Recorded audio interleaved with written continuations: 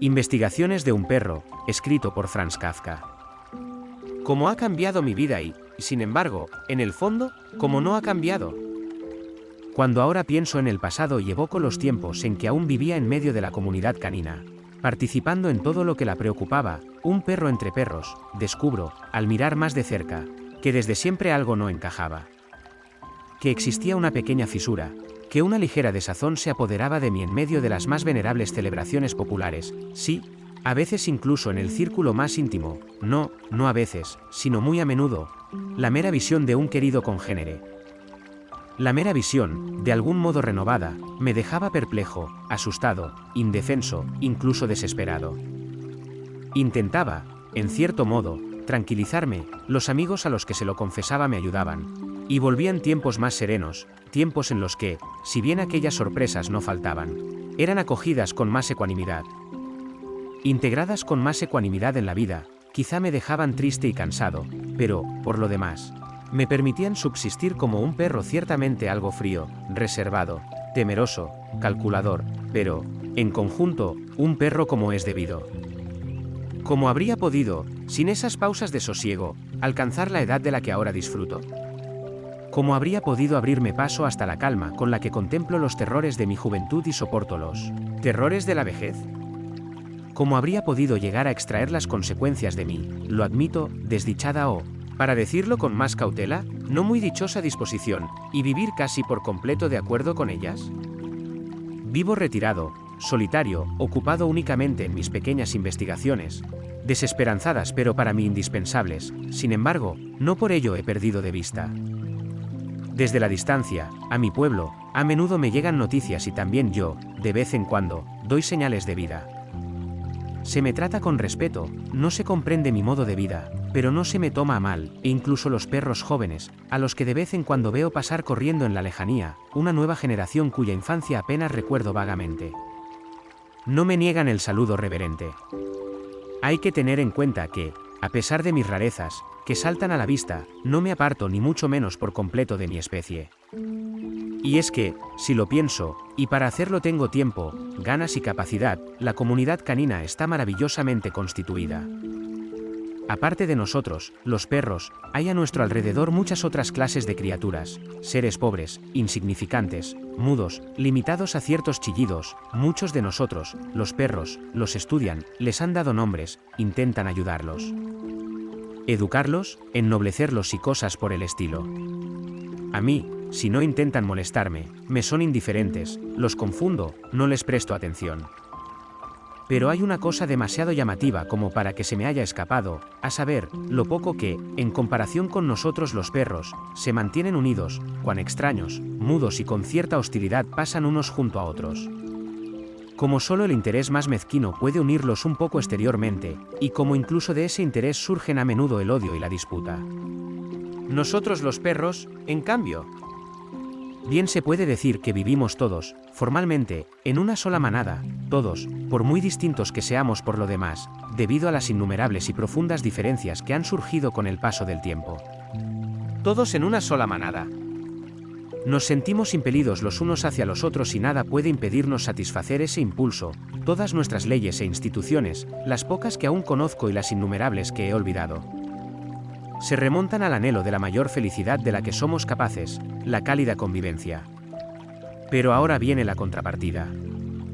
Ninguna criatura, que yo sepa, vive tan dispersa como nosotros los perros, ninguna tiene tantas diferencias, imposibles de abarcar, de clases, de especies, de ocupaciones, nosotros, que queremos permanecer unidos, y una y otra vez, a pesar de todo, lo conseguimos en momentos de exaltación, precisamente nosotros vivimos muy separados los unos de los otros, en profesiones peculiares.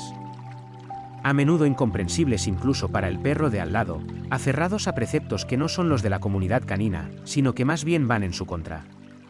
¿Qué asuntos tan difíciles, asuntos que es mejor no tocar? Comprendo también ese punto de vista, lo comprendo mejor que el mío, y sin embargo son asuntos a los que estoy entregado por completo. ¿Por qué no hago como los demás, vivir en armonía con mi pueblo y aceptar en silencio lo que perturba esa armonía, considerándolo un pequeño error en el gran cálculo, y permanecer siempre vuelto hacia lo que felizmente une, y no hacia lo que ciertamente una y otra vez de forma irresistible, nos arranca del círculo de nuestro pueblo? Recuerdo un incidente de mi juventud. Me encontraba entonces en una de esas dichosas e inexplicables agitaciones que seguramente todo el mundo experimenta de niño. Era aún un perro muy joven, todo me gustaba, todo tenía que ver conmigo. Creía que a mi alrededor sucedían grandes cosas de las que yo era el cabecilla, a las que debía prestar mi voz, cosas que habrían de quedar miserablemente por los suelos si yo no corría por ellas, si no agitaba mi cuerpo por ellas, en fin. Fantasías de niños que se desvanecen con los años. Pero en aquel entonces eran muy fuertes, estaba completamente bajo su hechizo, y entonces ocurrió, ciertamente, algo extraordinario que parecía dar la razón a mis salvajes expectativas. En sí mismo no era nada extraordinario, más tarde he visto cosas semejantes y aún más singulares con bastante frecuencia, pero en aquel momento me golpeó con la fuerte, primera e imborrable impresión que marcaría el rumbo de muchas otras posteriores. Me encontré con una pequeña compañía de perros, o más bien, no me la encontré, sino que ella vino hacia mí. Había estado corriendo largo tiempo a través de la oscuridad, con él. Presentimiento de grandes cosas, un presentimiento que, ciertamente, me engañaba con facilidad, pues lo tenía siempre. Había corrido largo tiempo a través de la oscuridad, a diestro y siniestro, ciego y sordo a todo, guiado únicamente por un anhelo indefinido. De repente me detuve con la sensación de estar en el lugar adecuado, alcé la vista y era pleno día. Solo un poco brumoso, todo lleno de aromas embriagadores que se arremolinaban confusamente. Saludé a la mañana con sonidos confusos, y entonces, como si los hubiera conjurado, de alguna oscuridad emergieron a la luz 7 perros, produciendo un ruido espantoso como nunca antes había oído. Si no hubiera visto claramente que eran perros y que ellos mismos traían consigo aquel ruido, aunque no podía discernir cómo lo producían, habría huido de inmediato, pero me quedé. En aquel entonces casi no sabía nada de la musicalidad creadora concedida únicamente a la estirpe canina. Hasta entonces, naturalmente, había pasado desapercibida a mi capacidad de observación, que se desarrollaba lentamente.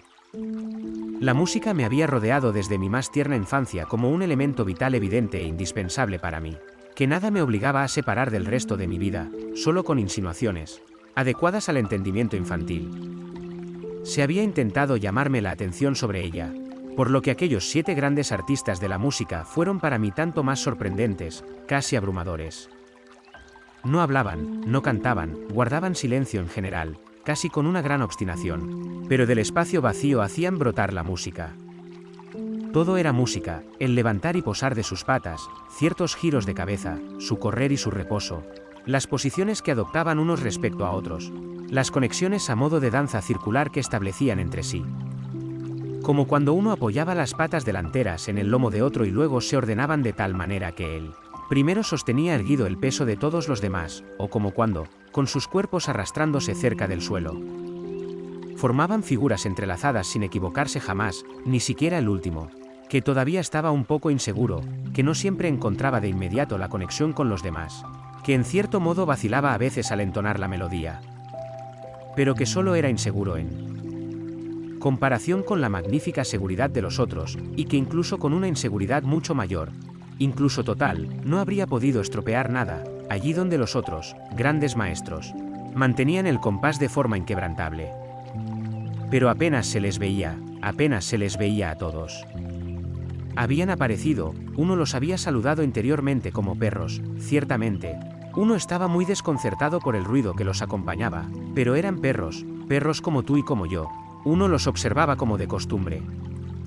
Como a los perros que se encuentra por el camino, quería acercarse a ellos, intercambiar saludos, además. Estaban muy cerca, perros, ciertamente mucho mayores que yo y no de mi especie lanuda y de pelo largo, pero tampoco demasiado extraños en tamaño y forma, más bien bastante familiares. Conocía a muchos de esta o similar especie, pero mientras uno todavía estaba absorto en tales reflexiones, la música se fue apoderando gradualmente de todo. Lo atrapaba a uno formalmente, lo apartaba de aquellos pequeños perros reales, y contra toda voluntad, resistiéndose con todas las fuerzas, aullando como si le estuvieran causando dolor. No se le permitía ocuparse de otra cosa que no fuera la música, que venía de todas partes, de lo alto, de lo profundo, de todos lados, que tomaba al oyente en su centro, lo inundaba, lo aplastaba, y que, sobre su aniquilación, a tal proximidad que ya era lejanía, apenas audible, aún tocaba fanfarrias. Y de nuevo uno era liberado, porque ya estaba demasiado agotado, demasiado aniquilado, demasiado débil para seguir escuchando.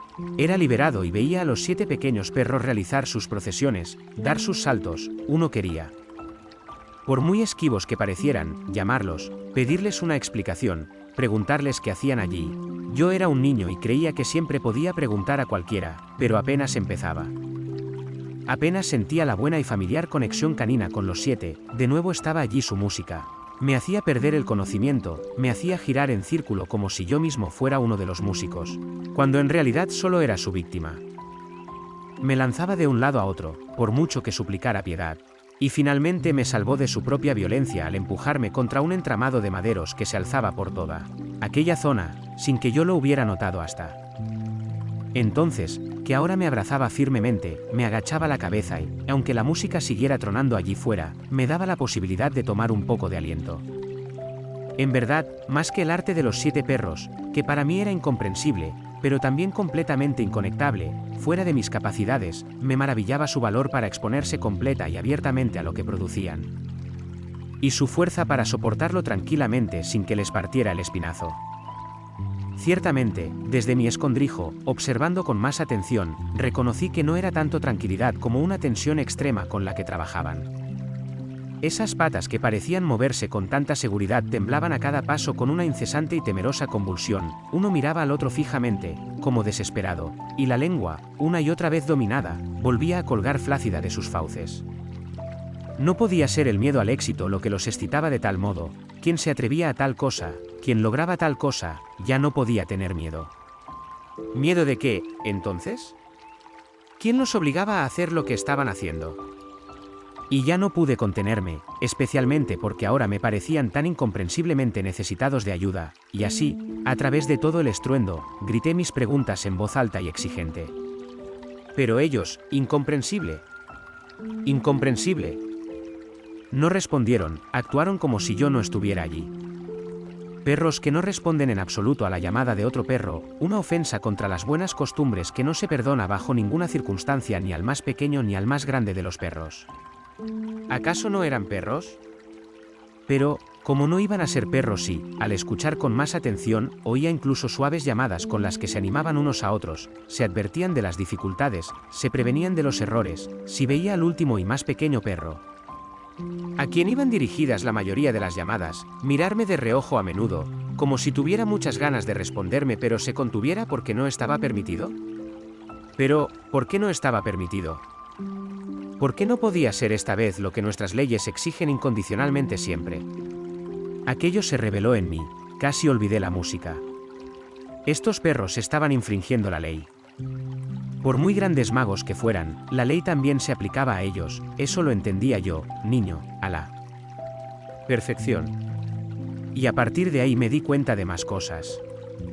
Realmente tenían motivos para callar, suponiendo que callaran por sentimiento de culpa. ¿Por qué? ¿Cómo se comportaban? Con tanta música no lo había notado hasta ahora, habían arrojado de sí toda vergüenza.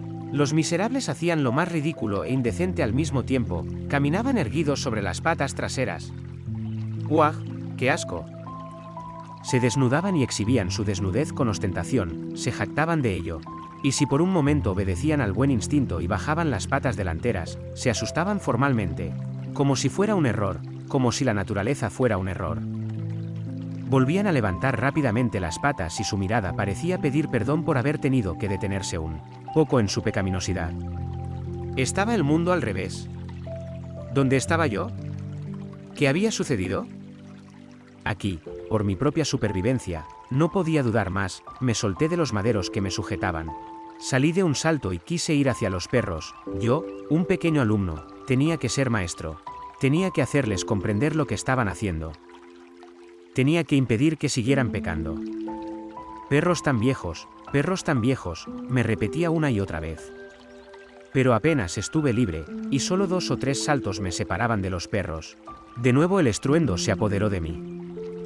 Quizá, en mi celo, incluso le habría resistido, a él, que ya conocía, si no fuera porque a través de toda su plenitud, que era terrible pero quizá combatible, sonaba un tono claro, severo, siempre igual, que llegaba inalterado como desde una gran lejanía, quizá la verdadera melodía en medio del estruendo, y me obligó a arrodillarme.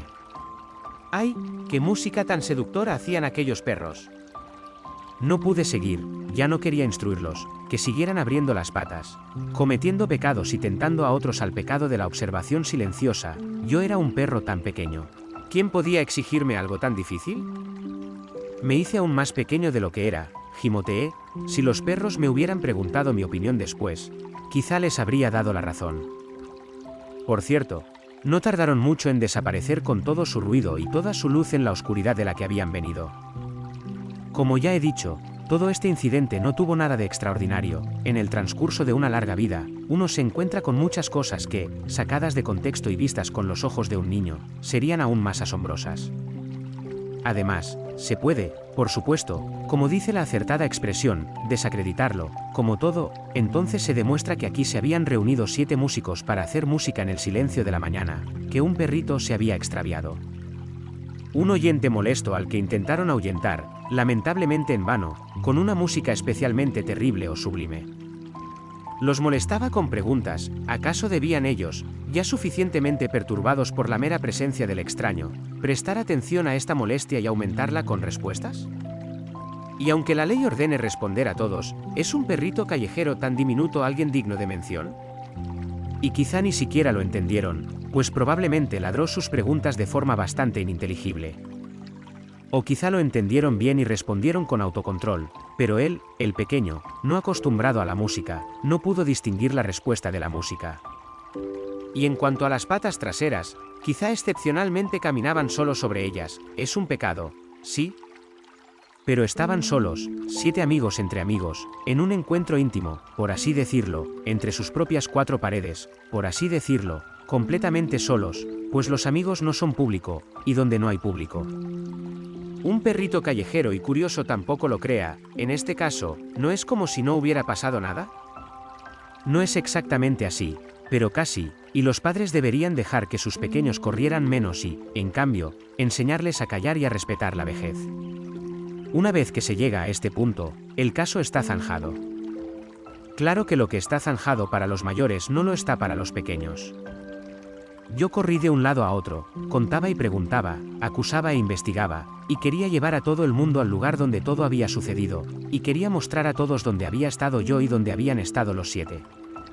Y dónde y cómo habían bailado y hecho música, y si alguien hubiera venido conmigo, en lugar de que todos me rechazaran y se rieran de mí, probablemente habría sacrificado mi inocencia y habría intentado ponerme también sobre las patas traseras para explicarlo todo con exactitud. Bueno, a un niño se le toma todo a mal, pero al final también se le perdona todo. Pero yo he conservado esta naturaleza infantil y con ella me he convertido en un perro viejo. Así como entonces no dejaba de hablar en voz alta de aquel incidente, que hoy, por cierto, valoro mucho menos, de descomponerlo en sus partes, de medirlo con los presentes sin tener en cuenta la compañía en la que me encontraba. Siempre ocupado solo con el asunto, que me resultaba tan molesto como a cualquier otro, pero que, esa era la diferencia, precisamente por eso quería resolver por completo mediante la investigación. Para poder tener finalmente la vista libre de nuevo para la vida ordinaria, tranquila y feliz del día. Exactamente como entonces, aunque con medios menos infantiles, pero la diferencia no es muy grande, he trabajado en el tiempo siguiente y no me detengo ni siquiera hoy. Pero todo comenzó con aquel concierto. No me quejo de ello, es mi naturaleza innata la que actúa aquí y que, ciertamente, si el concierto no hubiera existido, habría buscado otra ocasión para manifestarse. Solo que ocurriera tan pronto a veces me ha apenado en el pasado, me ha robado una gran parte de mi infancia, la feliz vida de los perros jóvenes, que algunos son capaces de prolongar durante años, para mí duró solo unos pocos y breves meses. No importa.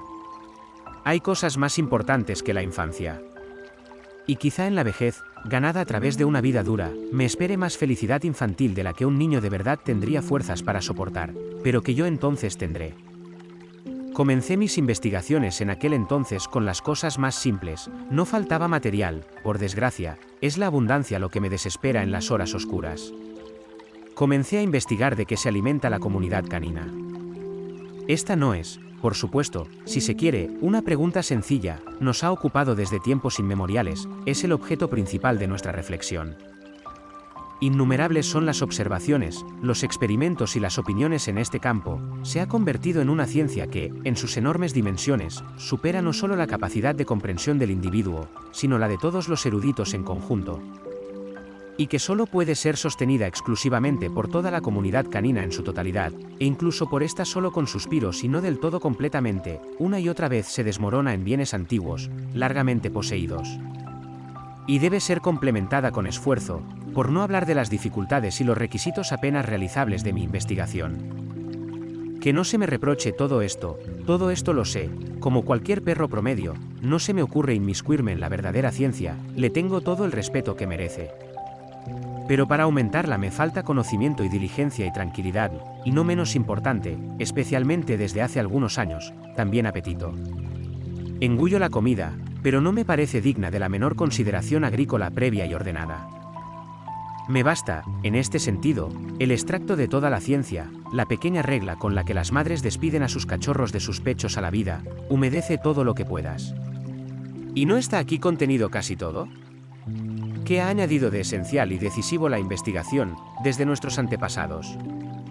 Detalles, y qué incierto es todo. Pero esta regla perdurará mientras seamos perros. Se refiere a nuestro alimento principal, ciertamente, tenemos otros recursos, pero en caso de necesidad, y si los años no son demasiado malos, podríamos vivir de este alimento principal lo encontramos en la tierra. Pero la tierra necesita nuestra agua, se nutre de ella, y solo a este precio nos da nuestro alimento, cuya aparición, por cierto, no hay que olvidar, se puede acelerar mediante ciertos conjuros, cantos y movimientos. Pero, en mi opinión, eso es todo. Desde este punto de vista, no hay nada más que decir en principio sobre este asunto. En esto estoy de acuerdo con la gran mayoría de la comunidad canina y me aparto estrictamente de todas las opiniones heréticas al respecto. En verdad, no me interesan las particularidades ni tener razón, soy feliz cuando puedo estar de acuerdo con mis congéneres, y en este caso así sucede. Mis propias investigaciones, sin embargo, van en otra dirección. La evidencia me enseña que la tierra, cuando se riega y se trabaja según las reglas de la ciencia, da el alimento, y además en tal calidad, en tal cantidad, de tal manera, en tales lugares y a tales horas como lo exigen las leyes establecidas. Total o parcialmente, también por la ciencia. Eso lo acepto, pero mi pregunta es, ¿de dónde saca la tierra este alimento? Una pregunta que, en general, se finge no entender y a la que, en el mejor de los casos, se me responde: si no tienes suficiente para comer, te daremos de lo nuestro. Obsérvese esta respuesta. Sé que no es una de las virtudes de la comunidad canina repartir los alimentos que una vez hemos conseguido. La vida es dura, la tierra es áspera. La ciencia es rica en conocimientos pero bastante pobre en éxitos prácticos. Quien tiene comida, la conserva. Esto no es egoísmo, sino lo contrario, es ley canina, es una decisión unánime del pueblo. Surgida de la superación del egoísmo, pues los que poseen son siempre la minoría. Y por eso esa respuesta, si no tienes suficiente para comer, te daremos de lo nuestro, es una frase hecha, una broma, una burla. No lo he olvidado. Pero tuvo para mí una importancia tanto mayor que, frente a mí, cuando andaba por el mundo con mis preguntas, se dejara de lado la burla, cierto es que seguían sin darme de comer, ¿de dónde iban a sacarlo de inmediato? Y si por casualidad lo tenían, en el frenesí del hambre, por supuesto, olvidaban cualquier otra consideración. Pero la oferta era sincera y de vez en cuando, recibía realmente algo pequeño. Si era lo suficientemente rápido para arrebatármelo. ¿Cómo es que se comportaban conmigo de manera tan especial? Me trataban con consideración, me favorecían. Porque era un perro flaco y débil, mal alimentado y demasiado poco preocupado por la comida. Pero hay muchos perros mal alimentados por ahí y se les quita de la boca incluso el alimento más miserable. Si se puede, a menudo no por codicia, sino mayormente por principio. No, me favorecían, no tanto podía demostrarlo con detalles como que tenía la clara impresión de ello. ¿Eran entonces mis preguntas, que les alegraban, que consideraban especialmente inteligentes? No, no se alegraban y las consideraban todas estúpidas. Y, sin embargo, solo podían ser las preguntas las que me granjeaban la atención. Era como si prefirieran hacerlo monstruoso, taparme la boca con comida, no lo hacían, pero querían hacerlo, que soportar mi pregunta. Pero entonces habrían podido ahuyentarme y prohibirme mis preguntas. No, eso no querían oír mis preguntas. Pero precisamente por estas preguntas mías no querían ahuyentarme. Fue, por mucho que se rieran de mí, me trataran como a un animalito tonto y me empujaran de un lado a otro. En realidad el tiempo de mi mayor prestigio, nunca más se repitió algo semejante, tenía acceso a todas partes. No se me negaba nada. Bajo el pretexto de un trato rudo, en realidad se me halagaba. Y todo, pues, solo por mis preguntas, por mi impaciencia, por mi afán de investigar. Querían con ello adormecerme, sin violencia, casi con amor, para apartarme de un camino equivocado, de un camino cuya falsedad, sin embargo, no estaba tan por encima de toda duda como para permitir el uso de la violencia. Además, un cierto respeto y temor impedían el uso de la violencia. Ya entonces intuía algo parecido, hoy lo sé con certeza, con mucha más certeza que aquellos que lo hicieron entonces. Es verdad, querían apartarme de mi camino. No lo consiguieron, lograron lo contrario, mi atención se agudizó. Incluso descubrí que era yo quien quería seducir a los demás, y que, de hecho, la seducción me funcionaba hasta cierto punto. Solo con la ayuda de la comunidad canina comencé a entender mis propias preguntas. Cuando preguntaba, por ejemplo, ¿de dónde saca la tierra este alimento?, me preocupaba entonces. ¿Cómo podría parecer, la tierra? ¿Me preocupaban acaso las cuitas de la tierra? En lo más mínimo, eso, como pronto reconocí, me era completamente ajeno, solo me preocupaban los perros. Nada más. Pues, ¿qué hay aparte de los perros? ¿A quién más se puede invocar en el vasto y vacío mundo? Todo el saber, la totalidad de todas las preguntas y todas las respuestas, está contenido en los perros. Si tan solo se pudiera hacer efectivo este saber, si tan solo se pudiera sacar a la luz del día, si tan solo no supieran infinitamente más de lo que admiten, de lo que se admiten a sí mismos. Incluso el perro más locuaz es más hermético que los lugares donde se encuentran los mejores manjares. Uno merodea alrededor del congénere, uno espuma de deseo, uno se azota con su propia cola, uno pregunta, uno suplica. Uno aúlla, uno muerde y consigue lo que también conseguiría sin ningún esfuerzo, una escucha atenta, caricias amables, olfateos honorables, abrazos íntimos, mi aullido y el tuyo se funden en uno, todo está dirigido a un deleite. Un olvido y un encuentro, pero lo único que se quería conseguir por encima de todo, la confesión del saber, eso queda negado. A esta súplica, ya sea muda o sonora, responden en el mejor de los casos, cuando ya se ha llevado la seducción al extremo, solo rostros impávidos, miradas de soslayo, ojos velados y turbios. No es muy diferente de cómo fue entonces, cuando, de niño, llamé a los perros músicos y ellos callaron.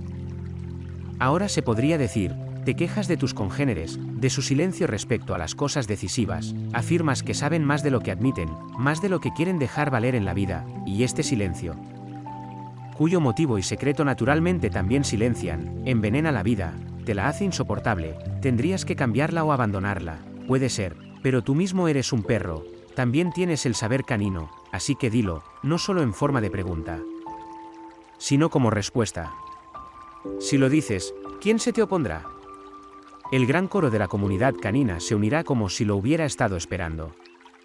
Entonces tendrás verdad, claridad, confesión, todo lo que quieras. El techo de esta vida miserable, de la que tan mal hablas, se abrirá y todos nosotros, perro junto a perro, ascenderemos a la alta libertad.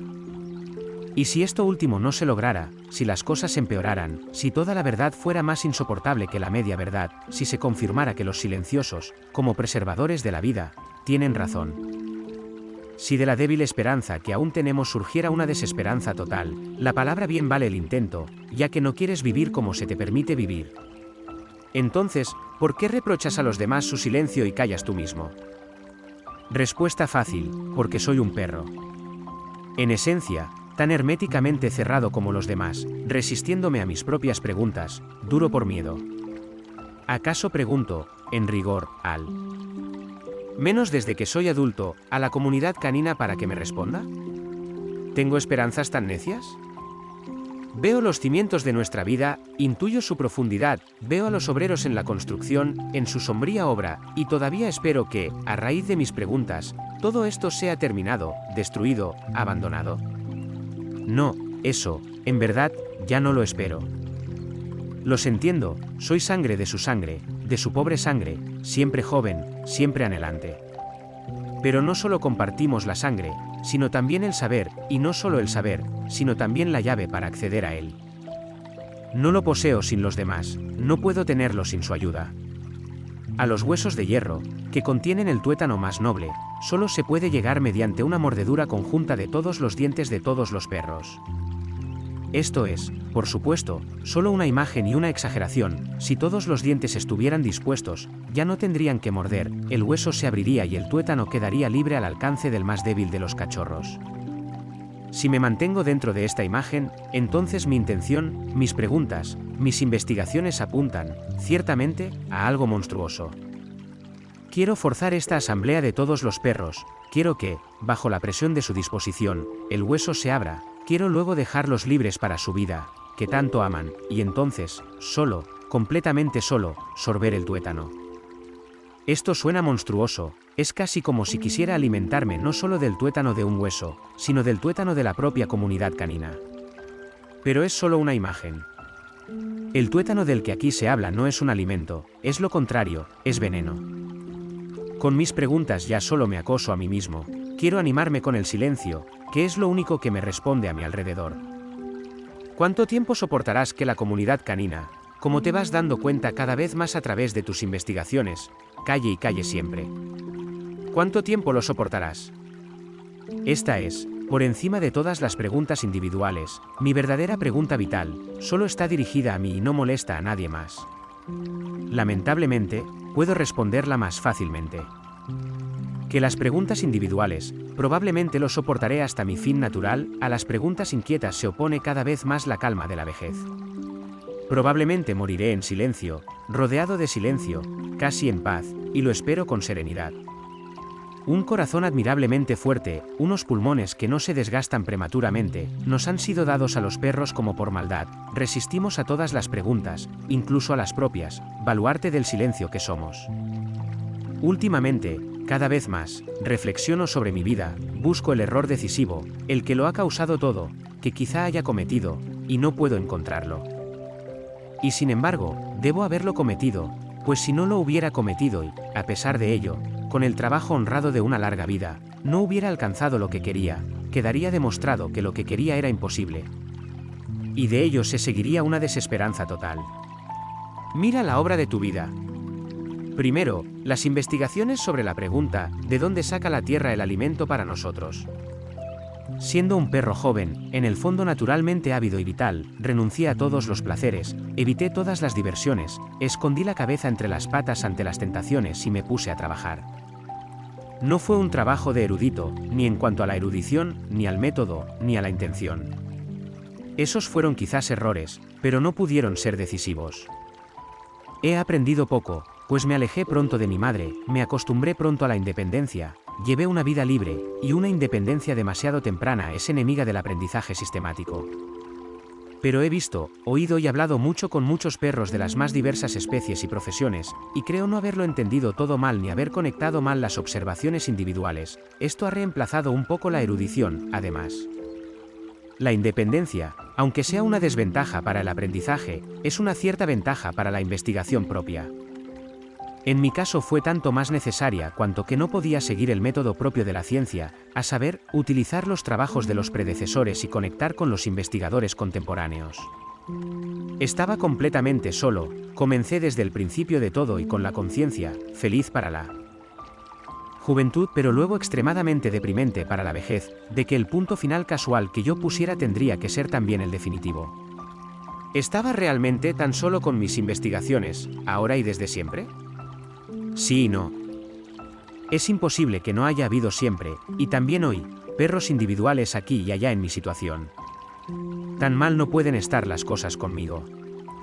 No estoy ni un ápice fuera de la naturaleza canina.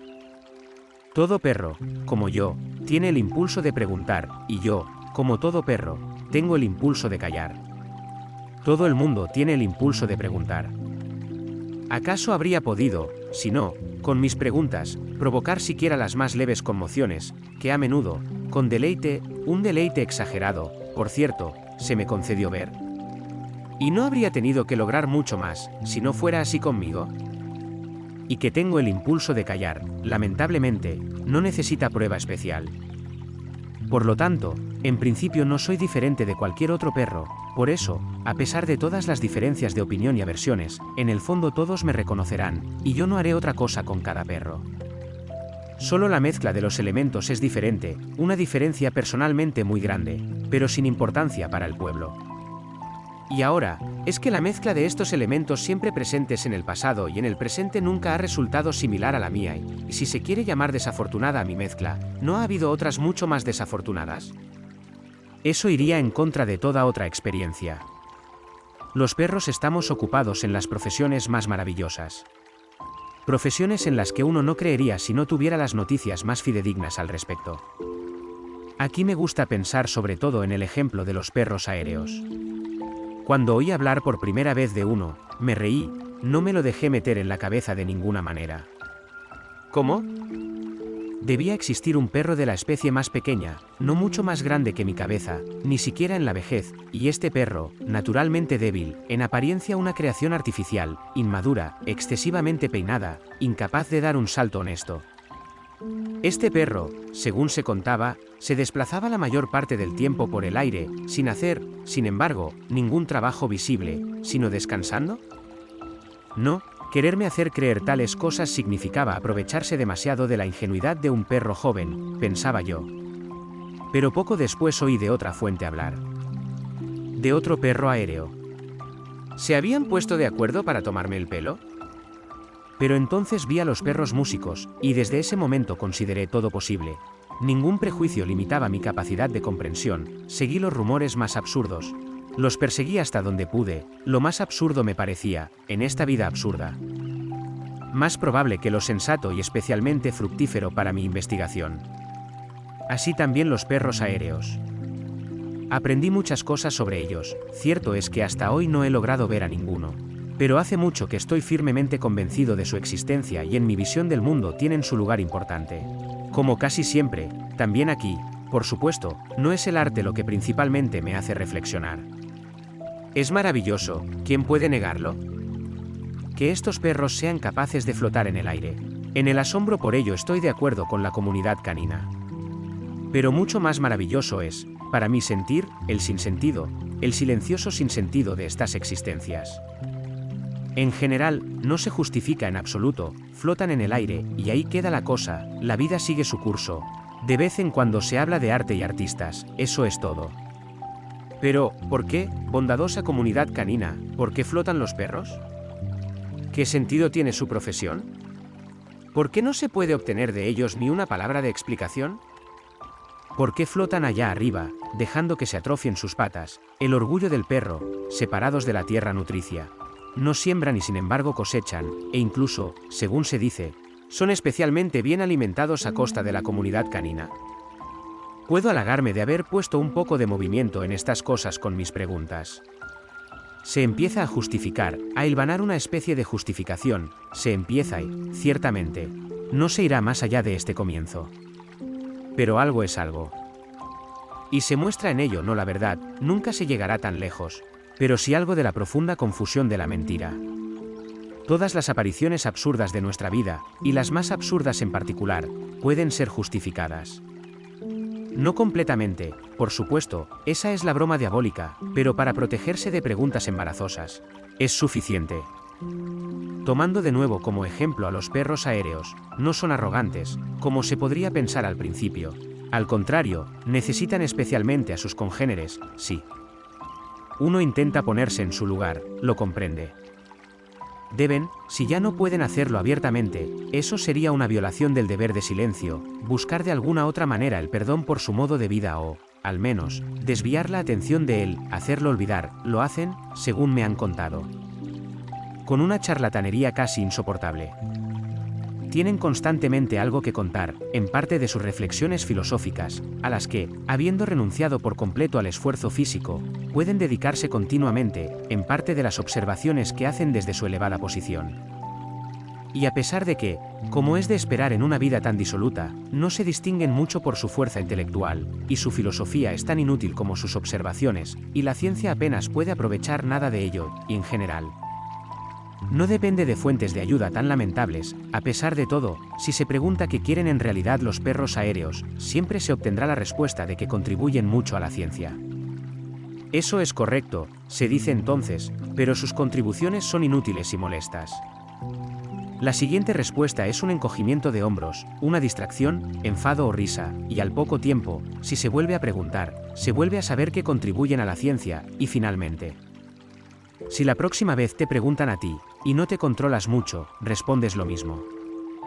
Y quizás sea bueno no ser demasiado obstinado y conformarse, no reconocer el derecho a la vida de los perros aéreos ya existentes, lo cual es imposible, pero sí tolerarlos. Pero no se debe exigir más, eso iría demasiado lejos, y sin embargo se exige. Se exige la tolerancia de nuevos perros aéreos que van surgiendo.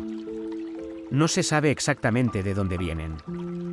¿Se multiplican por reproducción?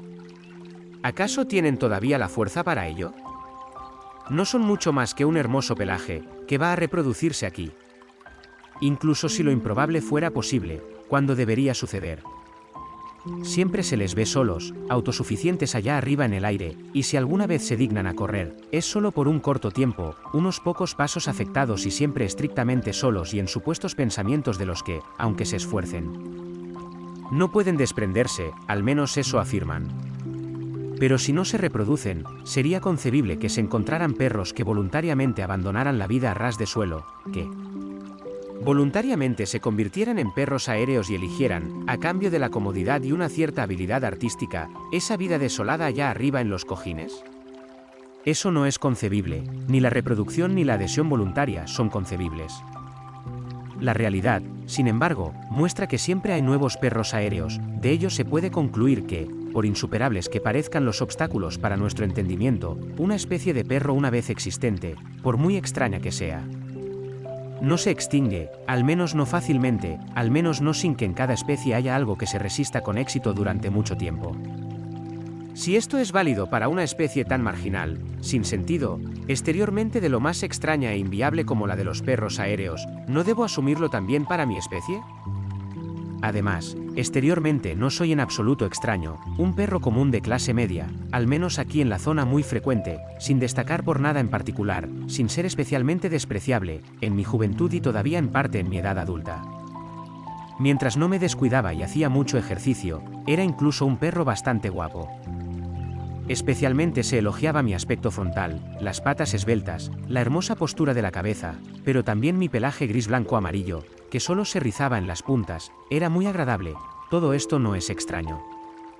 Solo mi naturaleza es extraña, pero también esta, como nunca debo olvidar, está bien fundada en la naturaleza canina en general.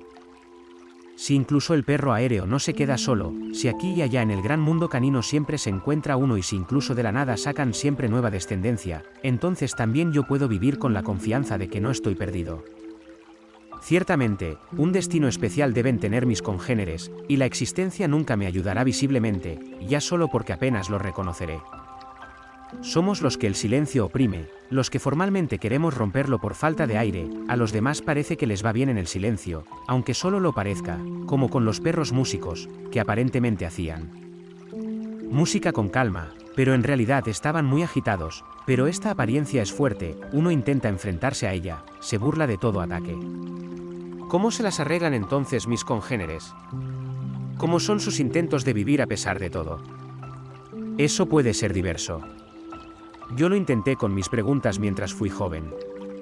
Así que quizá podría unirme a los que preguntan mucho, y ahí tendría a mis congéneres. También lo intenté durante un tiempo, superándome a mí mismo, pues a mí me interesan sobre todo los que deben responder, los que me interrumpen constantemente con preguntas que en su mayoría no puedo responder me resultan desagradables. Y además, ¿a quien no le gusta preguntar mientras es joven? ¿Cómo voy a encontrar las preguntas correctas entre tantas? Una pregunta suena como la otra, lo que importa es la intención, pero esta está oculta, a menudo incluso para el que pregunta. Y en general, preguntar es una peculiaridad de la comunidad canina, todos preguntan a la vez, como si con ello se quisiera borrar el rastro de las preguntas correctas. No, entre los que preguntan, los jóvenes, no encuentro a mis congéneres, y entre los que callan, los viejos, a los que ahora pertenezco, tampoco. Pero, ¿qué quieren las preguntas? he fracasado con ellas. Probablemente mis compañeros son mucho más listos que yo y emplean otros medios excelentes para soportar esta vida, medios que, ciertamente, como añado por mi cuenta, quizá les ayuden en caso de necesidad, les calmen, les adormezcan, les transformen la especie, pero que en general son tan impotentes como los míos, pues, por mucho que mire, no veo ningún éxito. Me temo que reconoceré a mis congéneres por cualquier otra cosa antes que por el éxito. Pero, ¿dónde están mis congéneres? Sí, esa es la queja, esa es precisamente. ¿Dónde están? En todas partes y en ninguna. Quizás sea mi vecino, a 3 saltos de mí, nos llamamos a menudo, él también viene a mi casa, yo a la suya no. ¿Es mi congénere? No lo sé, no reconozco nada parecido en él, pero es posible. Es posible, pero no hay nada más improbable. Cuando está lejos, puedo, jugando con la ayuda de toda mi fantasía, encontrar en él algo sospechosamente familiar, pero cuando está delante de mí, todas mis invenciones son para reírse. Un perro viejo, un poco más pequeño que yo, que apenas tengo un tamaño mediano, marrón, de pelo corto, con la cabeza cansadamente caída, con pasos arrastrados, además. Arrastra un poco la pata trasera izquierda a causa de una enfermedad. Con nadie me relaciono tan de cerca desde hace mucho tiempo como con él. Estoy contento de poder soportarlo todavía pasablemente, y cuando se va, le grito las cosas más amables. Ciertamente no por amor, sino enfadado conmigo mismo, porque si lo sigo, lo encuentro de nuevo completamente abominable, como se escabulle con su pata arrastrada y su trasero demasiado bajo. A veces es como si quisiera burlarme de mí mismo cuando en mis pensamientos lo llamo mi compañero. Tampoco en nuestras conversaciones revela nada de ninguna camaradería, es cierto que es inteligente y, para nuestras condiciones aquí, bastante culto, y podría aprender mucho de él, pero, ¿busco yo inteligencia y cultura? Solemos hablar de asuntos locales y me asombro, hecho más perspicaz en este aspecto por mi soledad, de cuánto ingenio se necesita incluso para un perro corriente, incluso en condiciones promedio no demasiado desfavorables, para ganarse la vida y protegerse de los mayores peligros habituales. La ciencia da las reglas, pero entenderlas, aunque sea de lejos y en sus rasgos más generales, no es nada fácil. Y cuando se han entendido, llega lo verdaderamente difícil, aplicarlas a las condiciones locales. Aquí casi nadie puede ayudar. Casi cada hora presenta nuevas tareas y cada nuevo trozo de tierra, las suyas particulares. Nadie puede afirmar de sí mismo que esté instalado permanentemente en algún lugar y que su vida transcurra, en cierto modo, por sí sola, ni siquiera yo, cuyas necesidades disminuyen formalmente de día en día. ¿Y todo este esfuerzo infinito, con qué fin? Solo para enterrarse cada vez más en el silencio y para que nunca y nadie pueda sacarlo de allí. A menudo se alaba el progreso general de la comunidad canina a través de los tiempos y con ello se quiere decir, principalmente el progreso de la ciencia. Ciertamente, la ciencia progresa, es imparable, incluso progresa con aceleración, cada vez más rápido, pero, ¿qué hay que alabar en ello? Es como si se quisiera alabar a alguien porque con los años se hace más viejo y, en consecuencia, la muerte se acerca cada vez más rápido. Es un proceso natural y, además, feo, en el que no encuentro nada que alabar. Solo veo decadencia, aunque no quiero decir que las generaciones anteriores fueran en esencia mejores. Solo eran más jóvenes, esa era su gran ventaja, su memoria aún no estaba tan sobrecargada como la de hoy. Era más fácil hacerlas hablar. Y aunque nadie lo haya conseguido, la posibilidad era mayor. Esa posibilidad mayor es lo que nos emociona tanto al escuchar esas viejas historias, en realidad bastante simples. De vez en cuando oímos una palabra insinuante y casi quisiéramos saltar, si no sintiéramos el peso de los siglos sobre nosotros. No, por mucho que tenga que objetar a mi tiempo, las generaciones anteriores no eran mejores que las nuevas, sí, en cierto sentido eran mucho peores y más débiles. Los milagros, ciertamente, tampoco entonces andaban sueltos por las calles para ser capturados a voluntad. Pero los perros, no puedo expresarlo de otra manera, aún no eran tan caninos como hoy. La estructura de la comunidad canina aún era laxa. La palabra verdadera podría haber intervenido entonces, determinado la construcción, cambiarla, modificarla a voluntad, convertirla en su contrario, y esa palabra estaba ahí, al menos estaba cerca, flotaba en la punta de la lengua. ¿Cualquiera podía conocerla? ¿A dónde ha ido hoy? Hoy se podría hurgar en las entrañas y no se la encontraría. Nuestra generación quizá esté perdida, pero es más inocente que la de entonces. Puedo entender la vacilación de mi generación, ya ni siquiera es una vacilación. Es el olvido de un sueño soñado hace 1000 noches y olvidado 1000 veces. ¿Quién nos va a reprochar precisamente el olvido número 1000? Pero también creo entender la vacilación de nuestros antepasados. Probablemente no habríamos actuado de otra manera, casi me gustaría decir, dichosos nosotros, que no fuimos los que tuvimos que cargar con la culpa, que más bien. En un mundo ya oscurecido por otros, podemos apresurarnos hacia la muerte en un silencio casi inocente. Cuando nuestros antepasados se desviaron, seguramente no pensaron en un extravío sin fin. Veían formalmente todavía el cruce de caminos, era fácil volver en cualquier momento, y si dudaban en volver, era solo porque querían disfrutar un poco más de la vida canina. Aún no era una vida canina peculiar y ya les parecía embriagadoramente hermosa, como debía ser más tarde. Al menos un poquito más tarde, y así siguieron extraviándose. No sabían lo que nosotros podemos intuir al observar el curso de la historia, que el alma cambia antes que la vida y que, cuando la vida canina comenzó a gustarles, ya debían de tener un alma bastante perruna y ya no estaban tan cerca del punto de partida como les parecía o, como sus ojos, deleitándose en todos los placeres caninos, querían hacerles creer. ¿Quién puede hablar hoy de juventud? Ellos fueron los verdaderos perros jóvenes, pero su única ambición, lamentablemente, estaba dirigida a convertirse en perros viejos, algo que, ciertamente, no podía fallarles, como demuestran todas las generaciones siguientes, y la nuestra. La última, mejor que ninguna. Sobre todas estas cosas, por supuesto, no hablo con mi vecino, pero a menudo tengo que pensar en ellas cuando me siento frente a él, ese típico perro viejo, o cuando hundo el hocico en su pelaje, que ya tiene un atisbo de ese olor que tienen las pieles desolladas. Hablar de esas cosas con él sería inútil, y también con cualquier otro. Sé cómo transcurriría la conversación. Él tendría algunas pequeñas objeciones aquí y allá, finalmente estaría de acuerdo.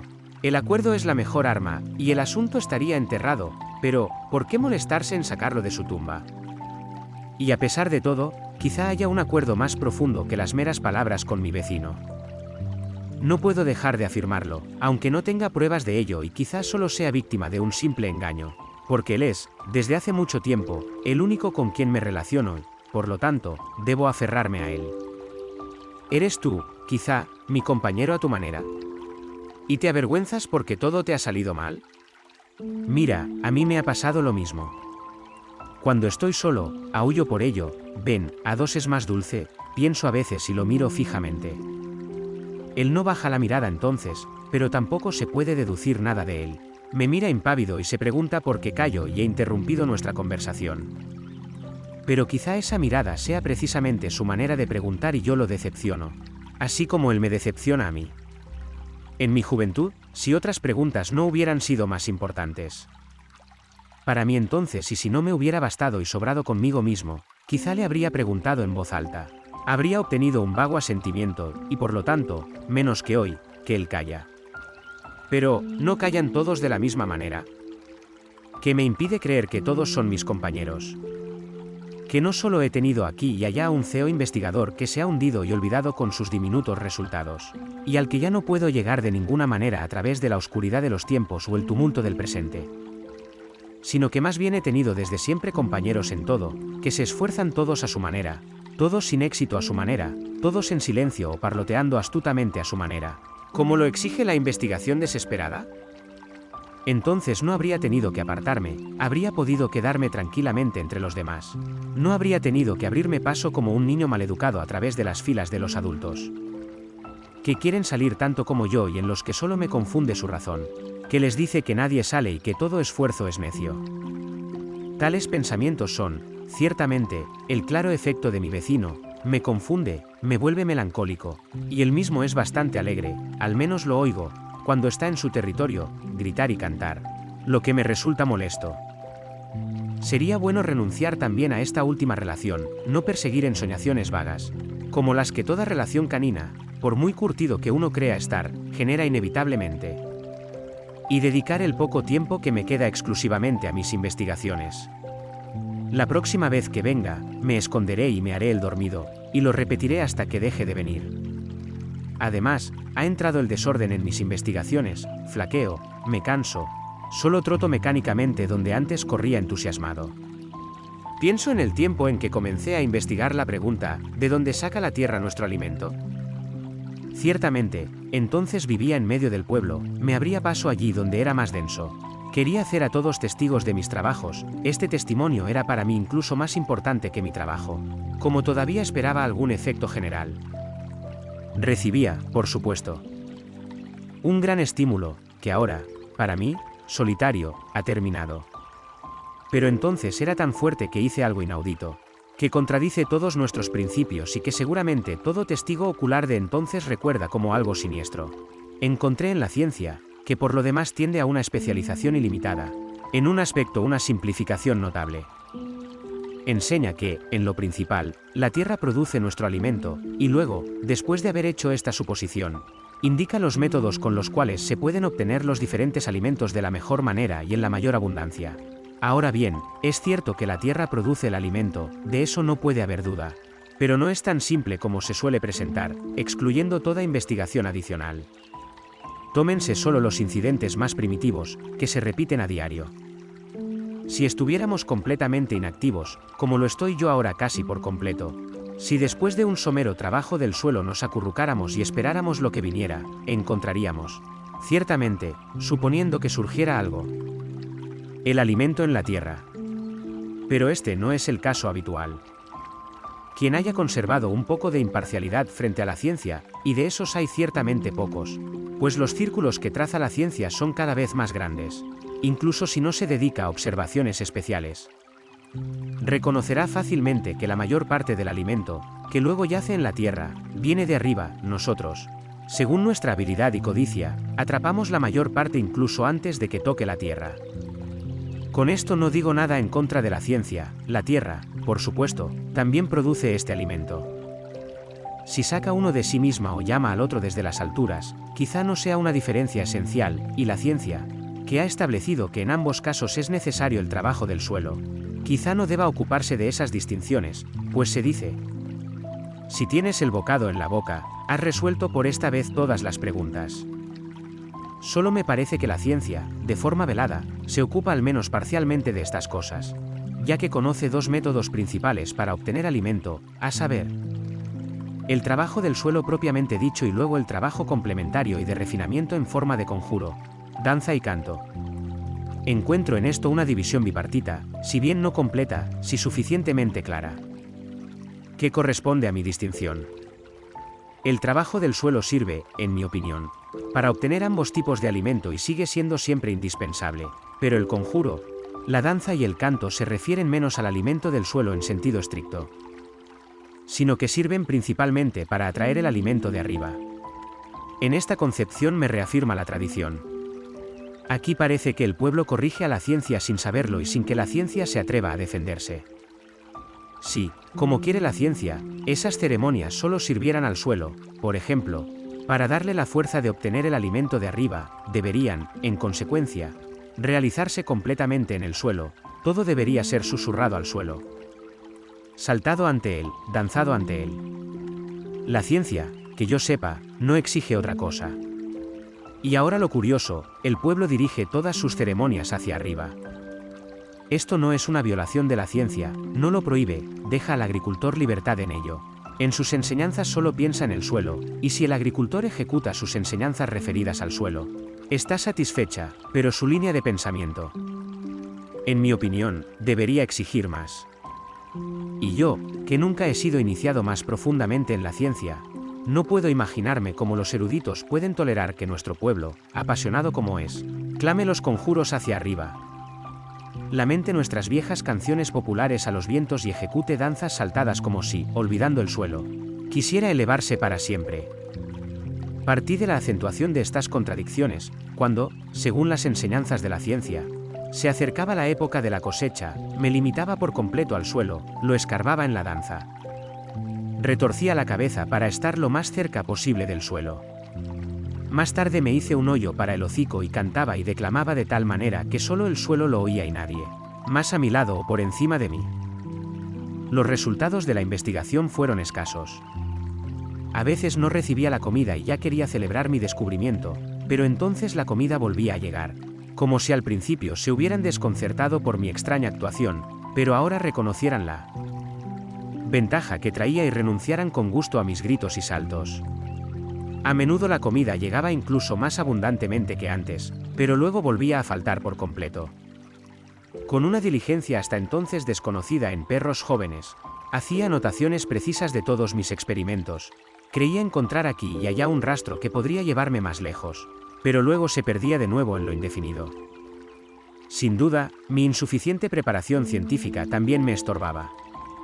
¿Qué garantía tenía de que, por ejemplo, la falta de comida no fuera causada por mi experimento, sino por un trabajo del suelo no científico? Y si así era, todas mis conclusiones carecían de fundamento. Bajo ciertas condiciones, habría podido lograr un experimento casi completamente preciso, si hubiera logrado, sin ningún trabajo del suelo, primero, solo mediante ceremonias dirigidas hacia arriba, la llegada de la comida y, luego, mediante ceremonias exclusivamente en el suelo, la ausencia de la misma. También intenté algo parecido, pero sin una fe firme y no con condiciones experimentales perfectas, pues según mi opinión inquebrantable, al menos un cierto trabajo del suelo es siempre necesario. E incluso si los herejes que no lo creen tuvieran razón, no se podría demostrar, ya que el riego del suelo se hace bajo un impulso y no se puede evitar dentro de ciertos límites. Otro experimento, ciertamente algo marginal, me salió mejor y causó cierta sensación. A raíz de la habitual captura de alimento en el aire, decidí dejar caer el alimento, pero tampoco capturarlo. Para ello, cada vez que llegaba el alimento, daba un pequeño salto en el aire, pero siempre calculado de tal manera que no fuera suficiente. La mayoría de las veces caía al suelo con indiferencia y yo me lanzaba furioso sobre él. Con la furia no solo del hambre, sino también de la decepción. Pero en casos aislados sucedía algo diferente, algo realmente maravilloso: el alimento no caía, sino que me seguía en el aire, el alimento perseguía al hambriento. No duraba mucho, solo un corto trecho, luego caía de todos modos o desaparecía por completo, o, el caso más frecuente, mi codicia terminaba prematuramente el experimento y me comía la cosa. A pesar de todo, en aquel entonces fui feliz, un murmullo recorrió mi entorno. La gente se había inquietado y puesto atenta, encontré a mis conocidos más accesibles. A mis preguntas, en sus ojos vi un brillo que buscaba ayuda, aunque solo fuera el reflejo de mi propia mirada. No quería otra cosa, estaba satisfecho. Hasta que, ciertamente, supe, y los demás lo supieron conmigo, que este experimento está descrito desde hace mucho tiempo en la ciencia, que ya se ha logrado de forma mucho más grandiosa que a mí. Que ciertamente no se ha podido realizar desde hace mucho por la dificultad del autocontrol que exige, pero que tampoco necesita ser repetido por su supuesta insignificancia científica. Solo demuestra lo que ya se sabía, que el suelo no solo atrae el alimento directamente hacia abajo desde arriba, sino también en diagonal, incluso en espirales. Ahí me quedé, pero no me desanimé, para eso era demasiado joven, al contrario, me animó a realizar quizá el mayor logro de mi vida. No creí en la devaluación científica de mi experimento, pero aquí no ayuda la fe, sino la prueba, y quería emprenderla y con ello poner este experimento, originalmente algo marginal, a plena luz, en el centro de la investigación. Quería demostrar que, cuando yo retrocedía ante el alimento, no era el suelo el que lo atraía en diagonal hacia sí, sino que era yo quien lo atraía detrás de mí. Este experimento, ciertamente, no pude desarrollarlo más. Ver la comida delante de uno y al mismo tiempo experimentar científicamente, eso no se podía soportar por mucho tiempo. Pero quería hacer otra cosa, quería ayunar por completo mientras lo soportara, evitando, eso sí, toda visión de comida, toda tentación. Si me retiraba así, permanecía acostado día y noche con los ojos cerrados, sin preocuparme ni de recoger ni de atrapar el alimento, y como no me atrevía a afirmar, pero esperaba en silencio, sin ninguna otra medida. Solo con el inevitable e irracional riego del suelo y la recitación silenciosa de los conjuros y canciones, quería omitir la danza para no debilitarme, el alimento bajaría por sí mismo de arriba y, sin preocuparse por el suelo, golpearía en mis dientes para ser admitido. Si esto sucedía, la ciencia no quedaba refutada, pues tiene suficiente elasticidad para excepciones y casos individuales, pero, ¿qué diría el pueblo? Que afortunadamente no tiene tanta elasticidad. Porque este no sería tampoco un caso excepcional del tipo que la historia nos ha transmitido, que alguien, por enfermedad física o por melancolía, se niegue a preparar, buscar y tomar el alimento. Y entonces la comunidad canina se una en fórmulas de conjuro y con ello logre que el alimento se desvíe de su camino habitual directamente a la boca del enfermo. Yo, en cambio, estaba en plenas facultades y salud. Mi apetito era tan espléndido que durante días me impedía pensar en otra cosa que no fuera él. Me sometí, lo creyeran o no, al ayuno voluntariamente. Era capaz de procurar la llegada del alimento por mí mismo y quería hacerlo. Pero no necesitaba la ayuda de la comunidad canina e incluso la prohibí de la manera más decidida. Busqué un lugar adecuado en un matorral apartado, donde no oiría conversaciones sobre comida, ni chasquidos ni crujidos de huesos. Comí hasta hartarme una vez más y luego me acosté. Quería, si era posible, pasar todo el tiempo con los ojos cerrados, mientras no llegara la comida. Para mí sería noche ininterrumpida, aunque durara días y semanas. Sin embargo, no debía, y esto era una gran dificultad, dormir poco o, mejor aún, nada en absoluto, pues no solo tenía que conjurar la llegada del alimento, sino también estar alerta para no quedarme dormido cuando llegara. Por otro lado, el sueño era muy bienvenido, pues durmiendo podría aguantar el hambre mucho más tiempo que despierto. Por estas razones, decidí dividir el tiempo con cuidado y dormir mucho, pero siempre por periodos muy cortos. Lo logré apoyando la cabeza, al dormir, sobre una rama débil que pronto se rompía y así me despertaba. Así yacía, durmiendo o despierto, soñando o cantando en voz baja para mí. El primer tiempo transcurrió sin incidentes, quizá allí, de donde viene el alimento. De alguna manera no se había notado que yo aquí me oponía al curso habitual de las cosas, y así todo permaneció en calma. Un poco me molestaba en mi esfuerzo el temor de que los perros me echaran de menos, me encontraran pronto y emprendieran algo contra mí. Un segundo temor era que, con el mero riego, el suelo, a pesar de ser un suelo infértil según la ciencia, diera el llamado alimento casual y su olor me sedujera. Pero por el momento no sucedió nada de eso, y pude seguir ayunando. Aparte de estos temores, al principio estuve tranquilo, como nunca antes lo había notado en mí. A pesar de que aquí trabajaba en la abolición de la ciencia, me llenaba una sensación de bienestar y casi la proverbial calma del trabajador científico. En mis ensoñaciones, obtenía el perdón de la ciencia, en ella también había un espacio para mis investigaciones. Me sonaba consolador a los oídos que, por muy exitosas que fueran mis investigaciones, y especialmente entonces, no estaría perdido para la vida canina. La ciencia me era favorable. Ella misma se encargaría de la interpretación de mis resultados. Y esta promesa ya significaba el cumplimiento mismo. Yo, que hasta ahora me había sentido expulsado en lo más íntimo y había embestido contra los muros de mi pueblo como un salvaje, sería acogido con grandes honores. El anhelado calor de los cuerpos caninos reunidos me rodearía. Sería alzado y mecido sobre los hombros de mi pueblo. Extraño efecto del primer hambre. Mi hazaña me pareció tan grande que, por la emoción y la compasión por mí mismo, empecé a llorar allí, en el silencioso matorral, lo cual, ciertamente, no era del todo comprensible. Pues si esperaba la merecida recompensa, ¿por qué lloraba entonces? Probablemente solo por bienestar. Solo cuando me sentía bien, cosa bastante rara, he llorado. Después de eso, ciertamente, pronto pasó. Las bellas imágenes se desvanecieron gradualmente a medida que el hambre se hacía más seria. No pasó mucho tiempo y tras una rápida despedida de todas las fantasías y toda emoción, me quedé completamente solo con el hambre ardiendo en mis entrañas. Esto es el hambre, me decía a mí mismo innumerables veces, como si quisiera hacerme creer que el hambre y yo éramos todavía dos cosas distintas y que podía quitármela de encima como a un amante molesto, pero en realidad éramos una sola cosa.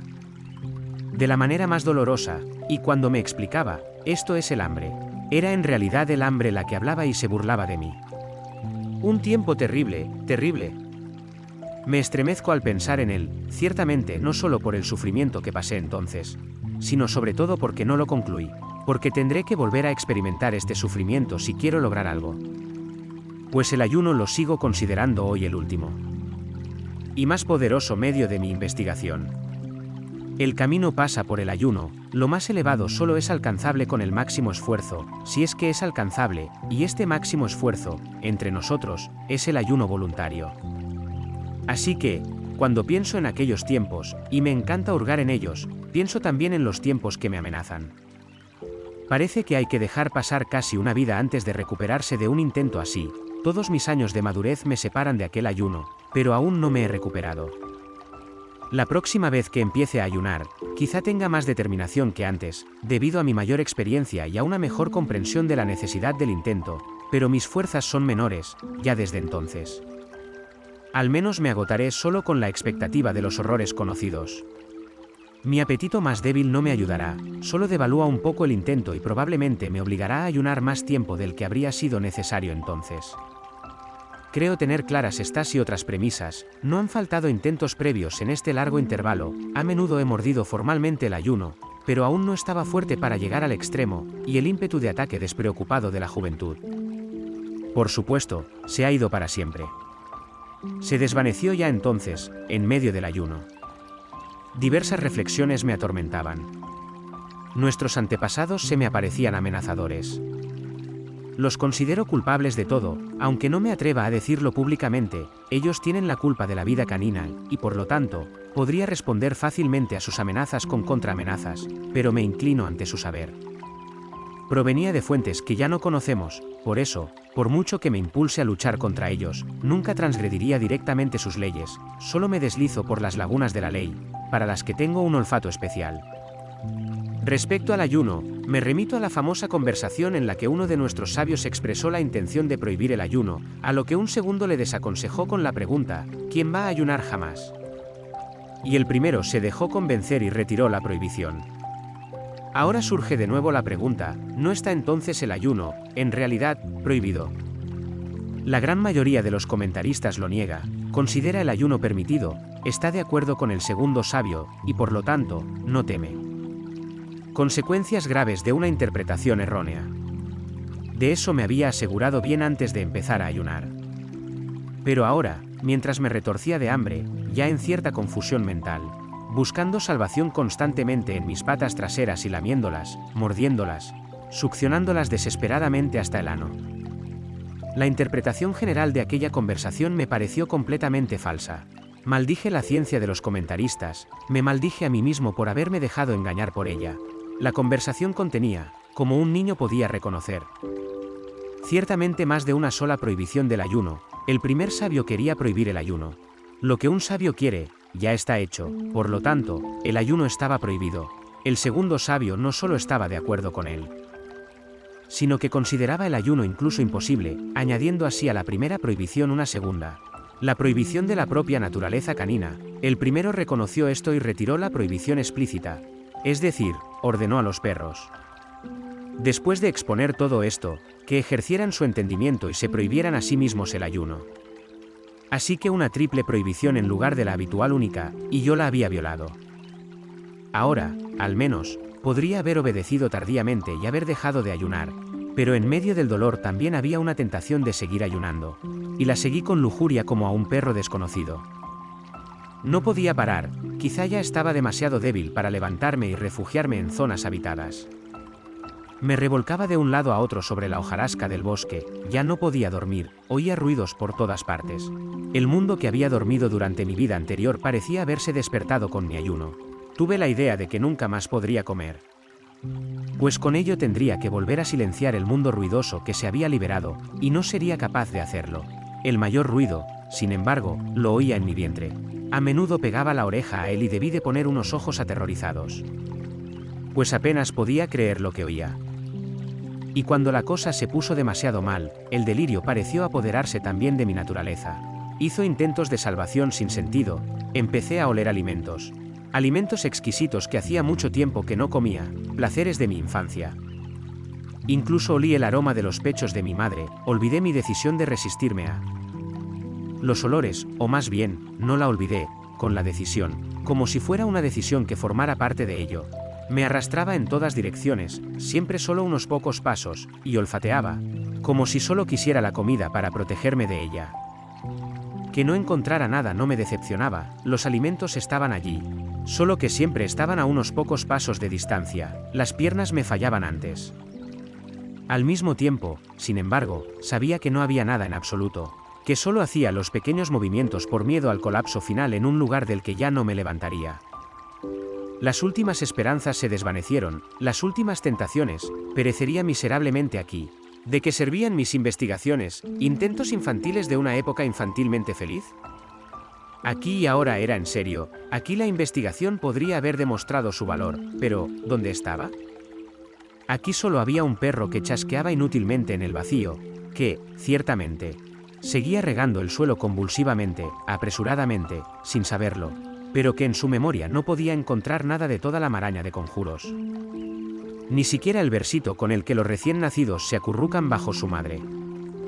Me parecía que no estaba separado de mis hermanos por una corta carrera, sino infinitamente lejos de todos, y que en realidad no moría de hambre, sino a causa de mi abandono. Era evidente que nadie se preocupaba por mí, nadie bajo la tierra, nadie sobre ella, nadie en las alturas. Perecía por su indiferencia decía, se muere, y así sucedería. ¿Y no estaba yo de acuerdo? ¿No decía yo lo mismo? ¿No había querido yo este abandono? Ciertamente, perros, pero no para acabar así, sino para llegar a la verdad, desde este mundo de mentiras, donde no se encuentra a nadie de quien se pueda saber la verdad, ni siquiera de mí, ciudadano nato de la mentira. Quizá la verdad no estaba muy lejos, y por lo tanto yo no estaba tan abandonado como pensaba.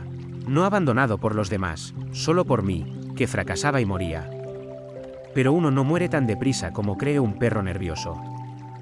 Solo me desmayé, y cuando desperté y alcé los ojos, un perro extraño estaba frente a mí.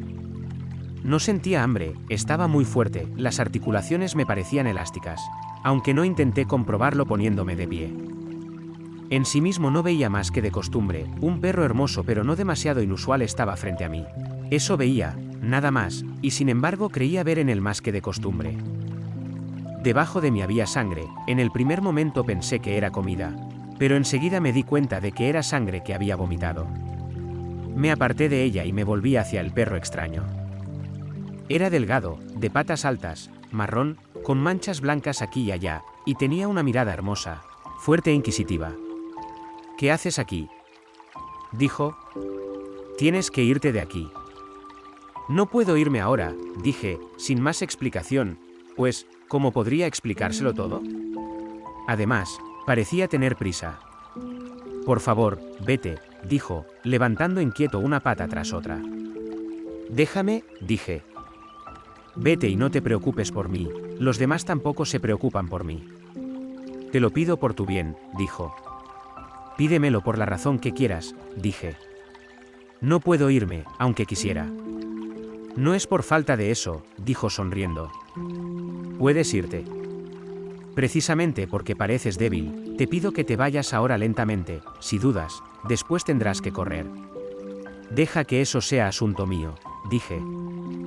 También es mío, dijo, triste por mi terquedad, y evidentemente quería, por el momento, dejarme allí, pero aprovechar la ocasión para acercarse a mí con cariño. En otro momento lo habría tolerado con gusto del hermoso perro, pero entonces, no lo entendí. Me invadió un horror. ¡Fuera!, grité, tanto más fuerte cuanto que no podía defenderme de otra manera. Ya te dejo, dijo, retrocediendo lentamente. Eres maravilloso. ¿Es que no te gustó? Me gustarás si te vas y me dejas en paz, dije, pero ya no estaba tan seguro de mí mismo como quería hacerle creer. Algo veía u oía en él con mis sentidos agudizados por el ayuno, estaba solo en sus comienzos, crecía, se acercaba, y ya sabía que este perro tenía, ciertamente, el poder de ahuyentarme, aunque ahora no pudiera imaginarme cómo podría levantarme jamás. Y lo miré, a él, que solo había sacudido suavemente la cabeza ante mi grosera respuesta, con un deseo cada vez mayor. ¿Quién eres?, pregunté. Soy un cazador, dijo. ¿Y por qué no quieres dejarme aquí?, pregunté. Me molestas, dijo, no puedo cazar si estás aquí. Inténtalo, dije, quizá puedas cazar de todos modos. No, dijo, lo siento, pero tienes que irte. Deja la caza por hoy, supliqué. No, dijo, tengo que cazar. Tengo que irme, tú tienes que cazar, dije. Todos son, tengo que. ¿Entiendes por qué tenemos que hacerlo? No, dijo, pero tampoco hay nada que entender, son cosas naturales y evidentes. Pues no, dije, te da pena tener que ahuyentarme, y sin embargo lo haces. Así es, dijo. Así es, repetí enfadado. Eso no es una respuesta. ¿Qué renuncia te sería más fácil, la de cazar o la de ahuyentarme? La de cazar, dijo sin dudar. Bueno, pues, dije, aquí hay una contradicción. ¿Qué contradicción? Dijo. Querido perrito, ¿de verdad no entiendes que tengo que hacerlo? ¿No entiendes lo evidente? No respondí más, pues me di cuenta, y una nueva vida me recorrió al hacerlo, una vida como la que da el terror, me di cuenta por detalles inaprensibles, que quizá nadie más que yo habría podido notar. De que el perro comenzaba a entonar un canto desde lo más profundo de su pecho. ¿Vas a cantar?, dije. Sí, dijo seriamente, voy a cantar, pronto, pero todavía no. Ya estás empezando, dije. No, dijo, todavía no. Pero prepárate. Ya lo oigo, aunque lo niegues, dije temblando. Él guardó silencio. Y entonces creí percibir algo que ningún perro antes que yo había experimentado, al menos, en la tradición no se encuentra el más mínimo indicio de ello, y apresuradamente, con una angustia y una vergüenza infinitas. Hundí el rostro en el charco de sangre que tenía delante. Creí percibir, a saber, que el perro ya estaba cantando sin saberlo todavía, más aún, que la melodía, separada de él, flotaba por los aires según su propia ley, y pasando por encima de él como si no le perteneciera, se dirigía solo hacia mí. Hoy, por supuesto, niego todos esos conocimientos y los atribuyo a mi sobreexcitación de entonces, pero aunque fuera un error, tiene una cierta grandeza, es la única realidad, aunque solo aparente. Que he rescatado de la época del ayuno a este mundo y demuestra, al menos, hasta dónde podemos llegar cuando estamos completamente fuera de nosotros. Y yo estaba realmente completamente fuera de mí. En circunstancias normales, habría estado gravemente enfermo, incapaz de moverme, pero no pude resistirme a la melodía que ahora el perro parecía asumir como suya. Se hacía cada vez más fuerte, su crecimiento quizá no tenía límites y ya casi me reventaba el oído. Pero lo peor era que parecía existir solo por mi causa, esa voz, ante cuya sublimidad el bosque enmudecía, solo por mi causa, ¿quién era yo, que todavía me atrevía a quedarme aquí y a plantarme ante ella en mi suciedad y mi sangre? Temblando me levanté, me miré, algo así no va a correr, pensé todavía, pero ya volaba, perseguido por la melodía, en los saltos más magníficos. No conté nada a mis amigos, justo a mi llegada probablemente lo habría contado todo, pero estaba demasiado débil, más tarde me pareció incomunicable. Las insinuaciones, que no pude reprimir, se perdieron sin dejar rastro en las conversaciones. Físicamente, por cierto, me recuperé en pocas horas, mentalmente, todavía hoy llevo las consecuencias. Mis investigaciones, sin embargo, las amplía la música de los perros. La ciencia, ciertamente, tampoco aquí había estado inactiva, la ciencia de la música es, si estoy bien informado, quizá aún más extensa que la de la alimentación, y en cualquier caso, está más sólidamente fundada. Esto se explica porque en este campo se puede trabajar con menos pasión que en aquel, y porque aquí se trata más de meras observaciones y sistematizaciones, mientras que allí se trata sobre todo de consecuencias prácticas. Con esto se relaciona el hecho de que el respeto por la ciencia de la música es mayor que por la de la alimentación, pero la primera nunca pudo penetrar tan profundamente en el pueblo como la segunda. También yo, antes de haber oído la voz en el bosque, era más ajeno a la ciencia de la música que a cualquier otra. Ciertamente, la experiencia con los perros músicos ya me había llamado la atención sobre ella, pero entonces era demasiado joven. Además, no es fácil ni siquiera acercarse a esta ciencia, se la considera especialmente difícil y se cierra con distinción ante la multitud. También es cierto que la música había sido lo más llamativo en aquellos perros, pero más importante que la música me parecía su naturaleza canina silenciosa, para su terrible música quizá no se encontrara ninguna similitud en otra parte. Podía más bien descuidarla, pero su naturaleza me la encontraba desde entonces en todos los perros por todas partes. Para penetrar en la naturaleza de los perros, las investigaciones sobre la alimentación me parecían las más adecuadas y las que conducían directamente al objetivo. Quizá me equivocaba. Una zona fronteriza de ambas ciencias, sin embargo, ya entonces despertó mis sospechas. Es la doctrina del canto que invoca el alimento. De nuevo, aquí me resulta muy molesto no haber penetrado nunca seriamente en la ciencia de la música y no poder contarme, en este aspecto, ni de lejos, entre los semi-instruidos, siempre especialmente despreciados por la ciencia. Esto debo tenerlo siempre presente. Ante un erudito, tengo lamentablemente pruebas de ello. Me iría muy mal incluso en el examen científico más fácil. Esto tiene su razón, por supuesto, aparte de las circunstancias de la vida ya mencionadas. En primer lugar, en mi incapacidad científica, mi escasa capacidad de pensamiento, mi mala memoria y, sobre todo, en mi incapacidad de tener siempre presente el objetivo científico. Todo esto lo admito abiertamente, incluso con una cierta alegría. Pues la razón más profunda de mi incapacidad científica me parece ser un instinto, y ciertamente no un mal instinto. Si quisiera fanfarronear, podría decir que precisamente este instinto ha destruido mis capacidades científicas. Pues sería, al menos, un fenómeno muy curioso que en las cosas ordinarias de la vida diaria, que ciertamente no son las más simples, muestro un entendimiento pasable, y sobre todo, aunque no entienda la ciencia, sí entiendo muy bien a los eruditos, lo que es comprobable por mis resultados. Hubiera sido incapaz desde el principio de levantar la pata siquiera hasta el primer peldaño de la ciencia. Fue el instinto, que quizá precisamente por el bien de la ciencia, pero de otra ciencia, distinta de la que se practica hoy, una ciencia última, me hizo valorar la libertad por encima de todo lo demás. La libertad. Ciertamente, la libertad tal como es posible hoy, una planta miserable. Pero, al fin y al cabo, libertad, al fin y al cabo, una posesión.